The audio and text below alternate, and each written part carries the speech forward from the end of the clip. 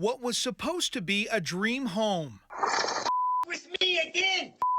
has turned into a nightmare You! and put this Kenmore neighborhood on edge. Somebody needs to be held accountable. Debra Christner owns the home where these cameras captured a man smashing out the windows and screaming at her to come outside in the middle of the night. You! My safety, my security, my home was violated. Someone needs to be held accountable. Evil! She says the man in the video is her neighbor, and she says his behavior has escalated from paranoia to violence. Clearly, he's not mentally stable, but clearly he's going to do again. Who is going to protect me? But when prosecutors took a look at this case for possible charges last week, they declined it, saying they couldn't prove this attack was done with malicious intent instead of a mental health issue.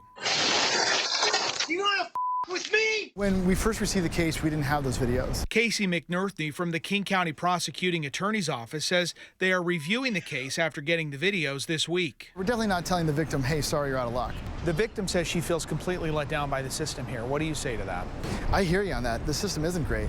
But what King County prosecutors will keep doing, whether it's on the criminal side with re-reviewing this case, or whether it comes to us from a hospital or the sheriff's office of a possible civil commitment, is trying to keep her and the community safe. That's what's got to happen. As of this morning, $21,000. Debra says she's still paying to clean up the damage and hasn't returned to the house without police for her own safety. She worries about the neighbors who are still there. They are living in fear.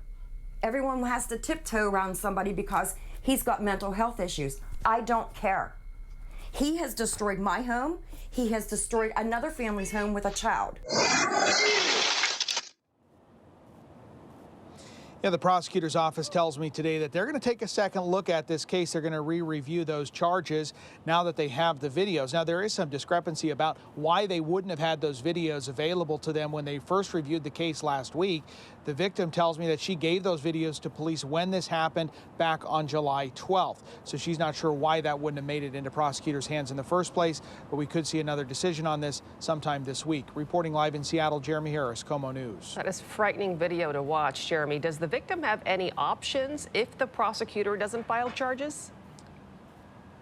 Well, in a case like this, you know, there could be some sort of civil remedy for her. She could sue him in court for the damages to her home if she feels like she can prove that case. She can also look at getting something like an anti-harassment order or a protective order. She says that she was in the process of doing that, and she was surprised that he was released from jail so quickly because she didn't even have time to go try and get that before the court before he was already out of custody. Jeremy, thank you.